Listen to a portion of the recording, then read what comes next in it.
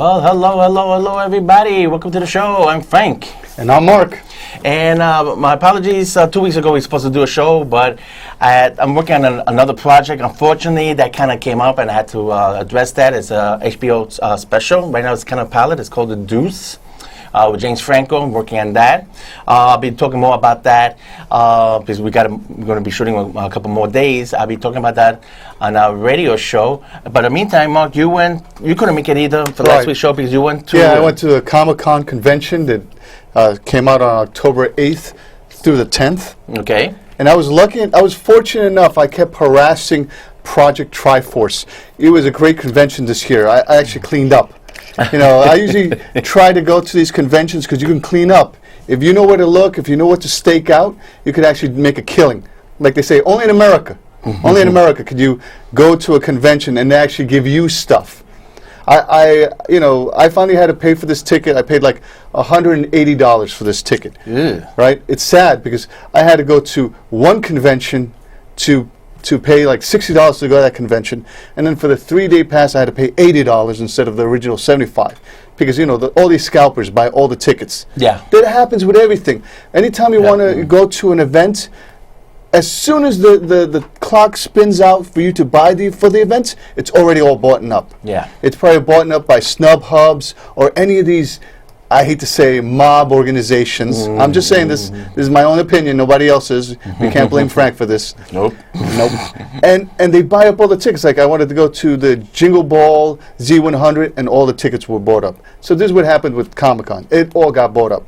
So I finally, after 3 days of harassing Project Triforce, because they were having this big, a raffle for some of their like what do you call that? Props. I finally won the major prop. It was like a Green Arrow Injustice bow and arrow set. Nice. I know, it was the last one, and I personally didn't think I was going to win. I was with this other guy. This other guy who was leaving gave him the ticket. But then when the guy heard that I didn't have only 2 tickets and that guy had 3 tickets, now he had 4. He took it away from him, gave it to me. Look at that. And that ticket was a winning ticket. You never Ironies of ironies. Yeah, you never know. That's why from now on I'm just going to stake places out, see what I can win, see anything I can get for free from these conventions, and that was basically my purpose besides enjoying myself. Well, it looks like you had a good time. Yes. And with that, that I want to add and note is this might be our last show. Just think of Games of Thrones. There's 10, 12 episodes, and then take a break, and you have to wait till next year to see if Jon Snow really did die after all this multiple stabbings. Okay, we're taking a break. He's going to be leaving on vacation, and then I'm going to be leaving on vacation for a good couple months. I don't know if I'm going to be here for the James Bond weekend. That's the thing. So this might be our last show. If not, I'll be coming back for one more show. But here's the announcement. Let's go to the blog so you can see what I'm talking about. This is the daily blog for any kind of information, like I'm telling you right now. Even when the shows are not on, I always update. Okay, we were talking back to the future over here, and on the right side is a website, and then you scroll down. I did a brand new Blog Talk radio show. Actually, I did 2 shows, and the previous show, it was a real big disaster where I got right in the middle of the show. I couldn't cancel the show. I had to keep recording it, but I got a special phone call about a casting job. So you hear that. That was the previous show. The last show went fantastic. It was a Halloween show where I do a lot of reviews and some of the special some of the special movies that I liked in the past couple of years. And then the next one I want to show you is a YouTube page. Now, usually we do the show live over here on MNN, and then I post it on YouTube. Well, a little special thing happened. And that somebody was telling me about, and I did a little test. If you look right on the left-hand top corner, that's the video I did yesterday. And basically, it's a 2-minute promo video where now I can do the show at home, and then post it up there, and then play that. When we are not doing the live shows this winter, there will be special editions. There will be repeats, but there will be special editions like live from Puerto Rico, because I'm going to be seeing Star Wars and Acudilla. That's on the West Coast compared to San Juan, which is on the East Coast. But I'll be doing a live special from Puerto Rico covering Star Wars down there. And I'll be recording that on YouTube and then posting it over here as a special. So that's how that works. And if you look at the second line of videos in the middle, you will see my interview with Mark Hamill. That was back in 1994 when he was promoting the Black Pearl video game. That was Wing Commander #4. And then during the interview, he was talking about how he wrote the script for the Black Pearl, and it never got produced, and he was hoping to direct it, and that never came true. That's the way Hollywood is, folks. So anyway, back to the blog. And like I said, over on top, you can get to our website, and that website has connections to our YouTube, to Flickr, to Facebook, to Pinterest, Instagram, excuse me, and everything's right there with the little icons, all the way in the top corner. And so that way you can still follow us in wintertime. So even though you see repeats, there's going to be original stuff posted on this blog and on our YouTube channel. And let's go back to the show here. And of course, you see me wearing the Godzilla shirt. That's because while we were away, the big announcement was made that Godzilla vs. King Kong. Wow, look at that. Finally.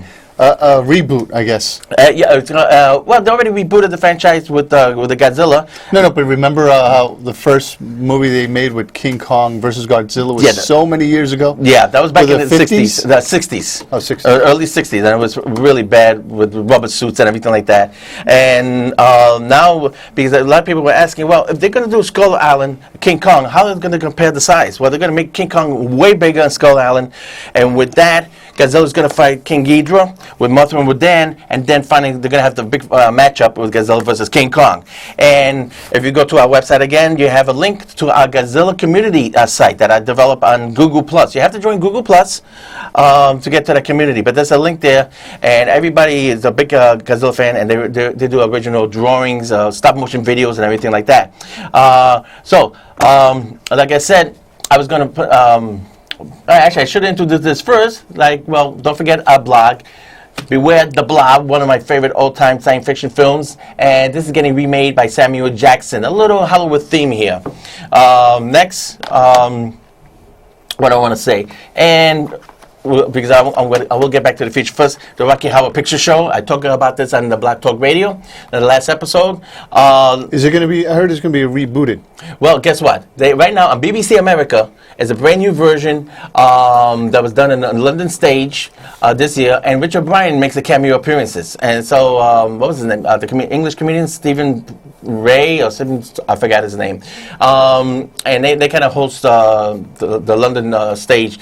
So if you go to, I think Netflix or whatever, just type in BBC America, Rocky Horror 2015, because the girl from,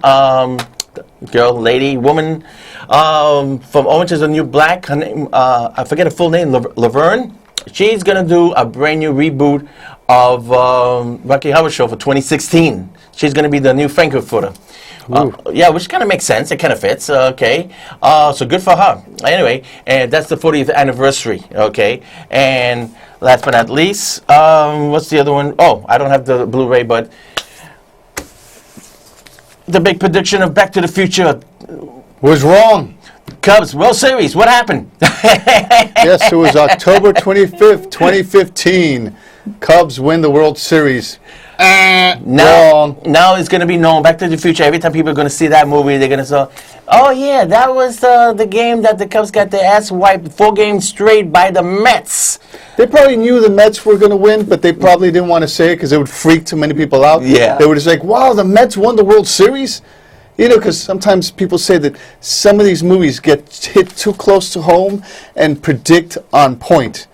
And I think a lot of these guys throw their predictions because they're afraid, like, if I start predicting these people, they're going to think I'm Nostradamus or something. And they're going to start asking me to rub them in their bellies for good luck. Yeah. But I thought that was very interesting. And now, who won? Kansas or the Blue Jays? Who? Kansas City. Okay. Thank you. Yeah, so that should be interesting. We New Yorkers, we're faithful in that respect. Now, keeping with the little Halloween theme, well, before we get to that, people say, you haven't talked enough about the Force. Well, a little trivia. It's something was posted on Google Plus that I thought was kind of cute. Where they say, what was it? Jurassic World made $210 million. I mean, that's supposed to, yeah, but Star Wars: The Force Awakens trailer crashed the internet in 88 seconds. How do you like that? Ooh. Yeah, I thought that was pretty cool. I think a little kind of rubbing it in. Talk about J-World. Let me go into that real quick. My favorite film of the year. Yes, a lot of faux pas in this movie, but I still find it fun. The thing that got to me on this here, in this edition here, there's a lot of stuff that's been showing up on internet behind the scenes, making of like the world premiere and stuff like that. I know some people don't care, but my thing is, if you got it, you got the kitchen sink, throw it in there. You know, I'm paid $20. You know, there's a lot of clips that did not make it. It's only about an hour's worth of features, which is pretty good. Didn't have the commentary like Adventures had the commentary. You know, and again, there's only had like 45 minutes of features. And we said this before, the writing's on the wall where they're getting really cheaper suprema with the featurettes and everything like that. And they are pulling back, and pretty soon because... You're saying Jurassic World is going to pull back? No, I'm saying Blu-ray in general. Oh. You know, with all the fancy features, you know. Oh, well, I thought pretty soon Blu-ray, they wouldn't stop producing these things. They're still selling. As soon, you know, as long as they start selling, no problem. But they are converting these where, you know, you put that digital, the cold, right? Yeah. You put down the cold cash through the internet, and boom, they send it to you. The movie's right there. Yeah. I recently purchased a whole album through the internet. You know, so there's not going to be any physical copy of it. Yeah, well, that's why, No physical. that's why, for example, Save the universe, save the planet. Iron Maiden, okay, Up the Irons, yeah, the latest Iron Maiden edition, and you can download it, right? Or you get the 2 CD or the album collection, pure vinyl, and it comes with a big ass book. Actually, it's just a delivery book, you know, printed up really large to make it an actual 48-page hardcover book, you know. And some of us like that. You know, I like the. I want the album of vinyl. I want the book. In the old days, you get an album, you open it up. I had a lot of pictures inside. You take out the sleeve. I had pictures. Some of them came in with posters and stuff like that. And now companies are saying, let's be really cheap. Okay, make 1,000% profit, and just tell everybody, charge them arm and a leg, and just let them download this shit. Of course. You Why know? wouldn't you? You know how much junk you're going to be saving the planet, or how much plastic you have to stop producing, how much paper and artwork. Maybe you still have the artwork, but you know it'll be a digital image of the artwork. I'm old school. I love to collect stuff. Yeah, Only sure. for $10. This is so cute Oh, and that's pretty adorable. good. $10, okay, at GameStop, okay? Yeah, but the best thing I see now that record companies are doing and artists are doing, it's like download my record or so, and you get the first copy of downloading my record. And if you download it, I'll give you even a special preview where you can show up and you can see me with a group of other people. If you're the first, like, 1,000 purchases of the DVD or so. Who cares? No, I'm just saying, these are other things also, like where they try to do these things in order to get you in the movie theaters. Well, you know who does where that? you don't want to do that, you don't want to go to movie theaters. Right. But if someone... They give you some kind of incentive. Right, an incentive. Yeah, like a stick, a carrot Right. stick. Like you say, if I get to see my favorite artist, like who would be your favorite all-time rock artist? Who's alive? Oh, who's alive? Who's alive? No dead people. If Pink Floyd or Led Zeppelin get back together. Okay, they get back together, you download their album, let's say they charge you $30. Right. And then you get to see a personal a performance with them in the Hammerstein. Right. Would you plunk down to $30? Yeah, that I would. But that would never happen because they charge about $1,000 just to make a backstage appearance like Kiss does. You pay $1,000 and you go backstage and they do an acoustic performance for you, which is on YouTube. If you want to, okay. if you want But to see still, that, acoustic's not bad because they don't have to plug up that many instruments. Yeah, okay. A lot of bands do that nowadays. But, that's cool. Forgot to mention, on behalf of that, okay, because we're gonna get to our top 10 list. Yes. Talking about Jurassic World, that's a nice thing, a little tribute. When they see the Brontosaurus, actually it's not the Brontosaurus, it's an Apatosaurus, but it's the cousin of the Brontosaurus lying on the floor dying. And that was a little tribute to Stan Winston. And of course, Stan Winston, he directed Pumpkinhead. It's the only picture that he actually directed. So you might want to check this out. We do have clips behind the scenes making of on our YouTube channel, so you want to follow up on that. Everybody knows for the Halloween, one of my favorite all-time specials is War of the Worlds, okay, for Halloween. This is the original back in the 1950s. And this is like one of my favorite all-time alien invasion movies. And Yeah, I think it was written by Orson Welles. Yes, and which is based on a He true was a story. genius. And he was doing it on a radio show, and people, didn't see the opening statement, didn't hear the opening statement on the radio saying, this is just a fictitious play based on one of my books, on H.G. Wells' book, blah, blah, blah, blah. Orson Welles was narrating it, and people were tuning in and thinking that we're actually getting attacked. Now, Steven Spielberg redid this, and it was pretty bad. I thought that was horrible. Yeah, and I forgot to mention, talk about dinosaurs, this is one of my favorite.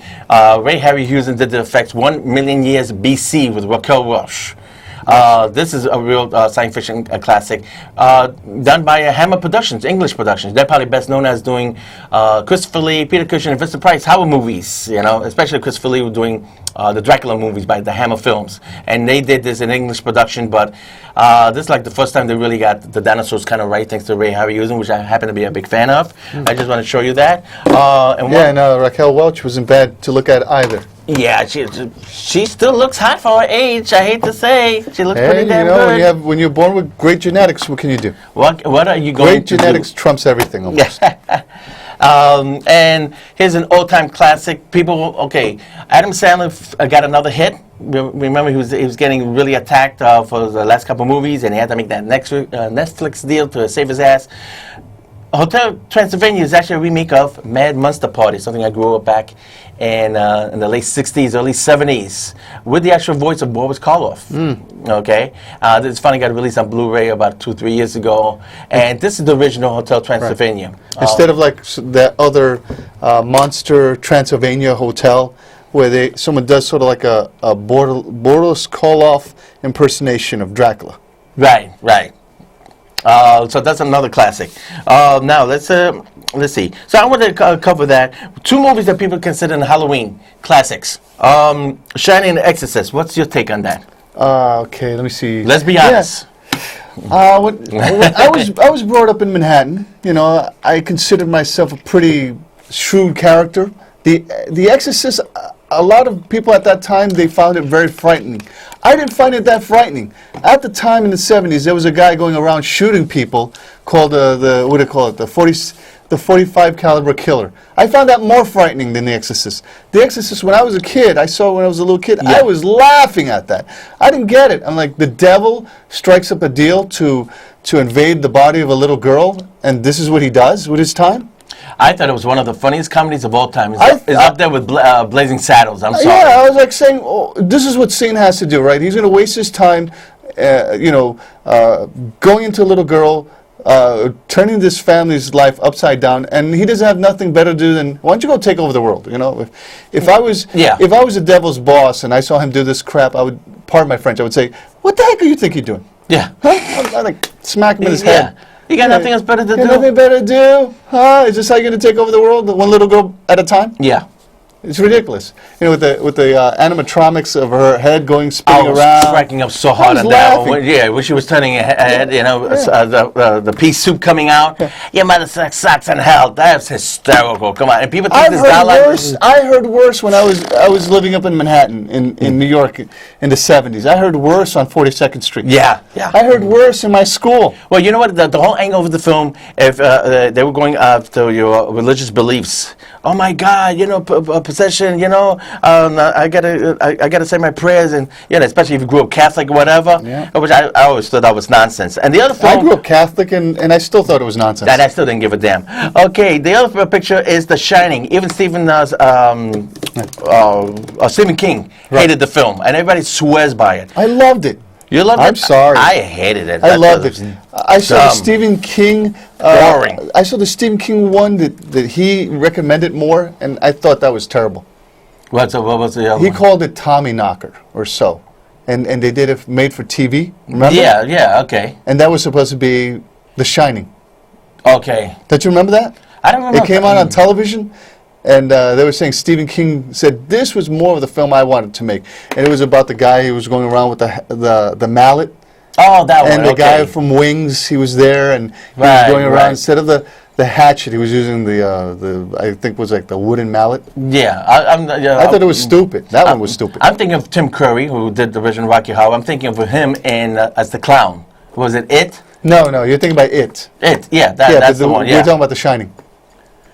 Yeah, well, I thought it was better. Oh yeah, definitely was better. Yeah, but okay. Let's move on. Okay,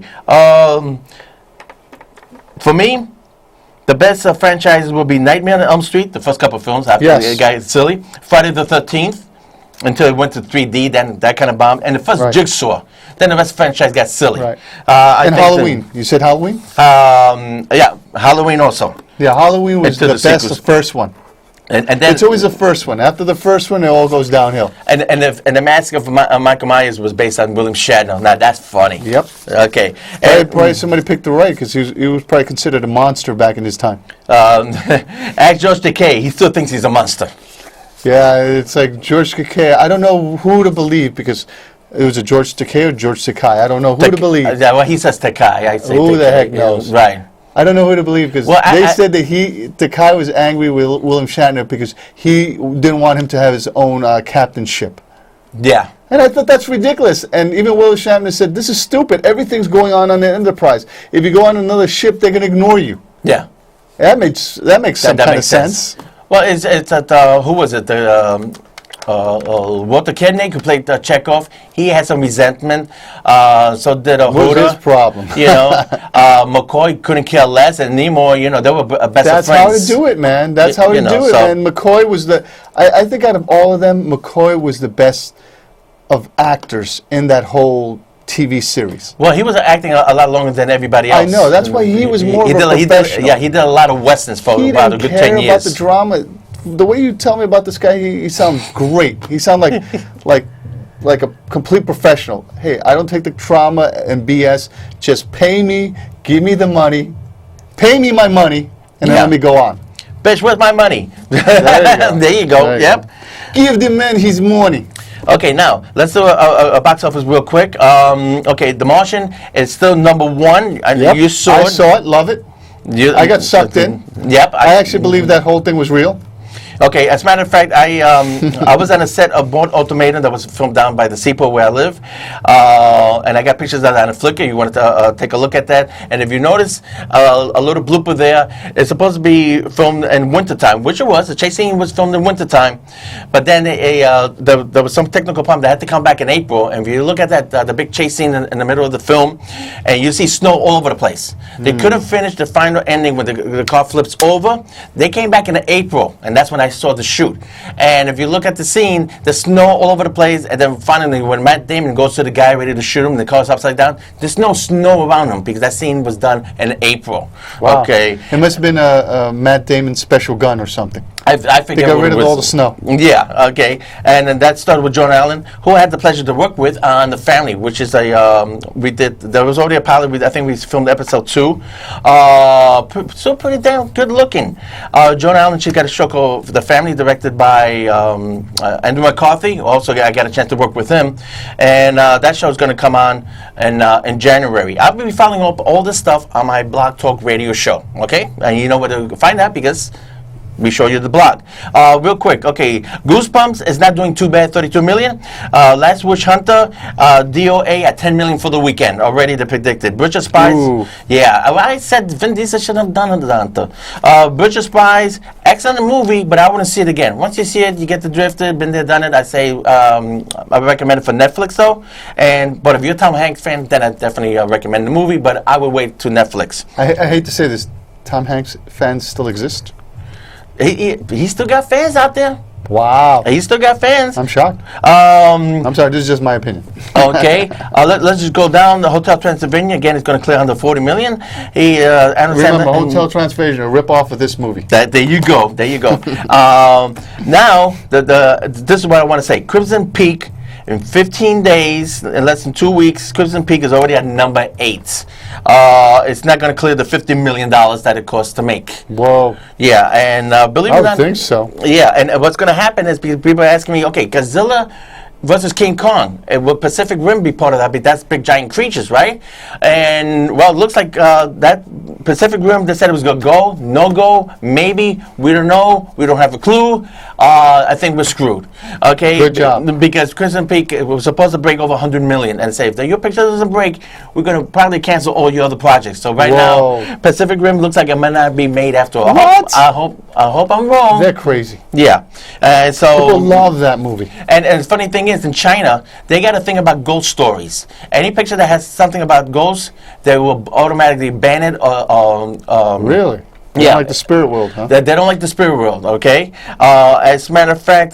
same thing with chopsticks. Don't put your chopsticks face up when you put them in the rice. They don't like that either. Yeah, they got the little funny perks. And they were hoping that China would save Crimson Peak. Doesn't look good. Other movies... Next time, they should hire somebody from China and ask them whether or not they would like they would see the film or they would appreciate it before they make these. They apparently didn't double check that. I said before, Sicario, way overrated. You saw the trailer? You saw the movie? Yes. I saw the trailer, I saw the movie. No, I saw the trailer. Seeing the trailer, that's a whole movie. You didn't care for it? No, I didn't see the movie. I didn't go see the movie. If I saw the trailer, that's a whole movie. Yeah, I mean, overrated, okay? They're talking about Oscars, forget it, Wipeout, okay? Good. Pan, another less than 15 days. I could have sneaked into it, and I didn't bother. I saw that on a bootleg on one of the cable channels, believe it or not, and nice. a waste of my time, believe it or not. I mean, Hugh Jackman's been done to death. How often are you going to have to do that? Peter Pan. Hugh Jackman needs the next Wolverine. I was all going to say. One more Wolverine. Yeah, the movie's going to keep doing them. The movie's going to take it 28 million. Yes. And Rock the Casbah? That's not even at the top 10. It came for me at number 13, but 2,000 screens, and you can't make over a couple $1 million. I saw it. I didn't have a problem with that. I liked it. You liked it? Yeah, I like it. Bill Murray's over. I could see you probably seeing this on Netflix. So it's a Netflix watch. I probably won't. Okay. Right. And another film, talk about the last one, Gem and the Holograms? Yes. How did that do? Number 14. Nice. Not even 500,000. That's pretty good. DOA. Good job. Yeah. Good job, Hollywood. And what we got? 1 minute left? Okay. Marina Hara passed away at 95 years old. She did, talk about the holidays coming around, Miracle on 34th Street. She did Quiet Man with John Wayne, and directed by John Ford. And, of course, How Green Was My Valley, directed by John Ford, which got 10 Oscar nominations, which won 5. And that's the movie that won the Oscar for that year. I forgot what year it was. It beat The Maltese Falcon, it beat Sergeant York, and it beat Citizen Kane. Oh, we got 20 seconds. Citizen Kane is the movie that Steven Spielberg rips up all the time. The last ending of Raiders of the Lost Ark, they put the Ark away in a big giant warehouse. That scene was taken from Citizen Kane. Yeah, and like they said, Indiana Jones, if he was in that movie, he didn't change the outcome of that whole movie. Yep, there you go. See you guys. Okay, we're out of here. Hopefully we'll see you on the Next internet year. on our YouTube page. Take care, guys. Peace out. Don't forget the blog.